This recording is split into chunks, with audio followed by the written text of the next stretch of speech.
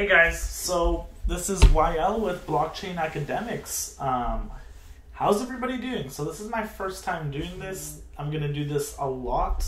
I'm going to be sharing the news with you guys. My channel is going to be a bunch of value for you guys. It's going to have a ton of cryptocurrency news, a ton of technical analysis videos, going to teach you guys how to trade, going to teach you guys how to secure your funds, going to make sure that you guys don't get scammed because we're going to have ICO reviews. We're going to have scam videos to show you guys what to look for, what to not invest in, and things like that, because I've got scammed a couple times, and I think that right now I have a very strong eye for these scammers, because in the cryptocurrency scene, everybody's trying to take your money. Everybody's trying to scam you, and with cryptocurrency, once it's sent out, you're going to have a hard time getting it back, very close to none chances. So let's start with some of the news.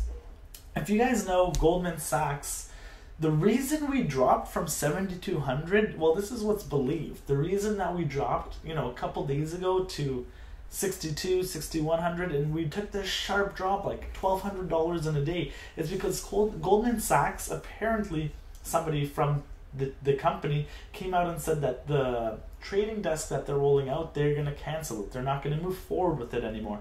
We got this huge, sharp decrease in price, so it was very impulsive. Now they're saying that, so Martin Chavez, the financial officer, the chief financial officer, is calling it fake news. So like, who did this? Who authorized that to come out? Can they track it down from who did it? Are these guys part of the manipulation? Because cryptocurrency has huge manipulation. It's unregulated market, and people are just throwing out so much FUD, fear, uncertainty, and doubt, and they're just dumping the price. There also was a huge short at that time, about $75 million. So like, was it Goldman Sachs who placed that short? Or who was it? You know what I mean? A ton of money was made on that, and a lot of people lost money, so it's unfortunate. I want to jump into something that kind of helps with manipulation and volatility. So if you know what Tether is, it's basically a coin that's backed by the US dollar. So I say backed because nobody really knows if it's backed by it. It's never been audited, and apparently they are printing like tons of funds. Like, how the US government or any government prints massive amounts of money and it decreases the value of it. Well, these guys have been, a lot of people have thrown blame on them for pumping and dumping Bitcoin, because we've seen that they've printed $50 million, $100 million, a couple hundreds of millions of dollars, and it's very correlated with the price of Bitcoin. You can see when they print it how Bitcoin reacts. They're just dumping it into Bitcoin, either shorting it or putting a long.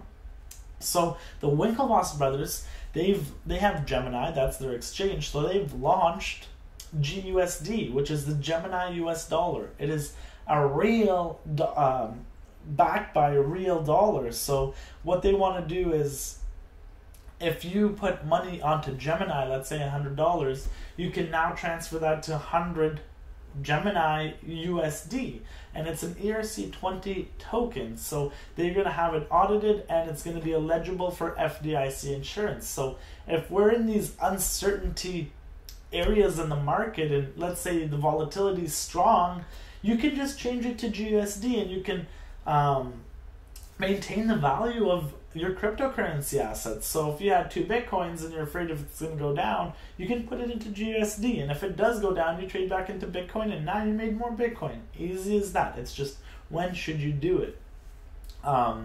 So that's pretty cool. It's really great for the market. I want to check it out. Hopefully it gets introduced to other markets. Let's see, like if it's going to get on Bittrex, Poloniex, Binance, or is it just going to be on Gemini? So looking forward to this coin. Hopefully it isn't manipulated, and let's see what they've done. The Winklevoss brothers are pretty influential in this space. This is just a small news article I wanted to share with you guys. So terrorists prefer cash to cryptocurrency. Obviously, just think about it. If they're in Afghanistan or Pakistan or wherever these terrorists like to chill, if they're buying guns or whatever it is, they're not whatever terrorists buy, they're not going to just say, hey, yeah, scan my app, you know what I mean? I'll send you the Bitcoin, give me this crate of guns. No, they just want cash. Even Bitcoin leaves a trace. A lot of people think it doesn't, but it really does. It's on the blockchain. It's irreversible, it's uncorruptible, so it's like, okay, I can track it and see which exchange they sent it to, because these guys are probably not the smartest, you know, so did they send it straight to their bank account, to another vendor?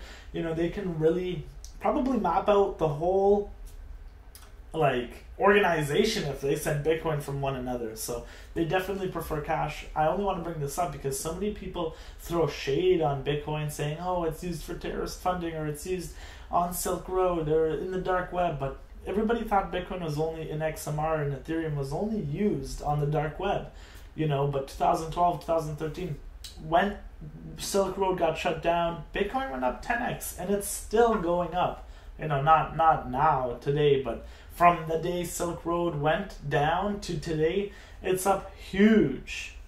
So I just want to shut all these guys who just throw negativity on this and just claim like, oh, it's only used for, because I still hear it today, it's only used for dark web, it's only used for terrorist funding or this and that. It's like, there's so much more use cases for Bitcoin. They're just, you know, they're just thinking about it one way. So 2 last ones.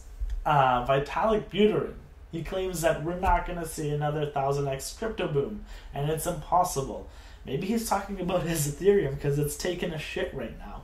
But I still think, and hopefully you still think, and I know a lot of people think, that some coins can still push 100x, 1000x. There are some really good coins that could be introduced and come out.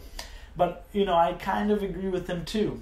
I don't think it's impossible, because I think we will see another huge boom. Maybe Bitcoin will go to 50k, 75k, Ethereum 5Gs, 10Gs, you know what I mean?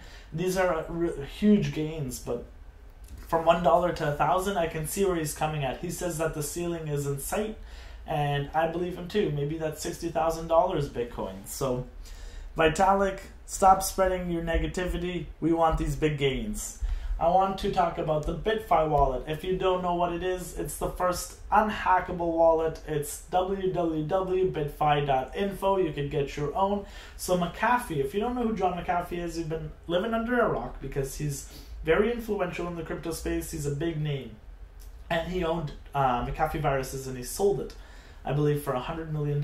So there's this hacker, Cyber Gibbons. At first, BitFi offered $100,000. They said it was too low. They increased it to $250,000. So Cyber Gibbons bought this BitFi, and he put up a video. They're a hacking group. He put up a video which he apparently extracted his own private keys.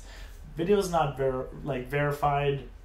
It's kind of dark and things like that. Okay, we'll give it to him. He might have taken his own funds, but that was not the bounty. He didn't get the $250,000, and then John McAfee further invited him to his own house and said, here's $20 million if you can hack it. So here's the video, and let's see if John McAfee, you can see $20 million. No, but it's all over his Twitter. So he invited Cyber Gibbons. He's like, if you can hack it, come over to the house, we'll give you $20 million and we'll record the whole thing. And he declined to do so. So Cyber Gibbons only hacked his own funds. He didn't hack any other funds, which was the whole bounty. So he declined that. If you got those skills, man, go get that 20 million. Go back home, wherever you want to go, actually, and, you know, enjoy that, bro. Like, take that money. If you could do it, go there, get that money, prove them wrong. And if not, I think it's a very secure wallet. Like I said, you can check it out at www.bitfi.info. I'm going to put up a couple videos about BitFi and how it works and why it's more secure than Ledger and Trezor.